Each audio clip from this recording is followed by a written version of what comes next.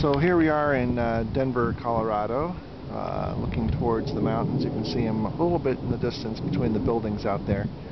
But this is the 64 Catalina Sport Coupe that I rescued in 2004 and then restored through 2006. It's an original Florida car. I hated to take it out of Florida, but I did.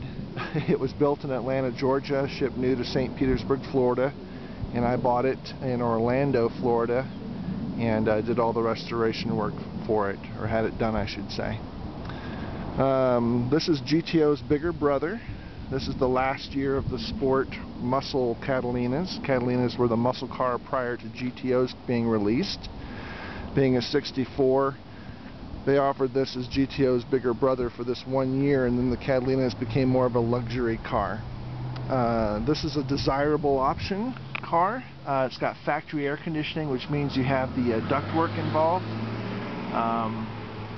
AM radio, which is all they offered back then. It still works, but I have it bypassed into a MP3 player in the glove box. Pontiac Arrowhead embroidery in the seat backs, front and back. Two-tone interior. White painted top. This is called the Sport Coupe because the metal work on the top emulates that of a convertible top. You can see the ribbed work in there. That is an option, as were the front seat belts were an option in 64. They didn't even offer them as an option for the back seats, so there are no seat belts at all in the back. The remote side mirror is an option. That's why it's so far up on the front quarter. It's controlled by a cable on the inside. This is the sister to the Bonneville, which is a little higher luxury package, and the Grand Prix, which is a totally different animal but shares some basic components. Open up the hood here.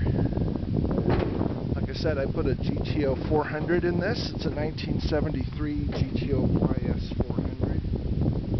A high-performance Clevite camshaft.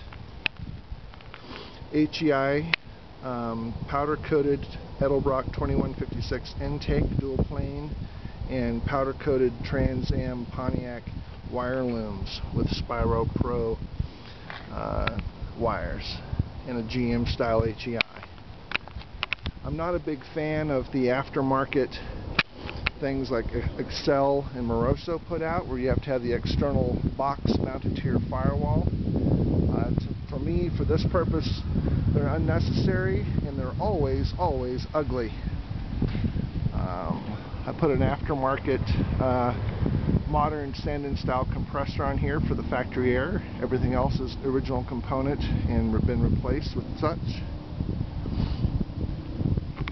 And let's see what she sounds like once I make another video.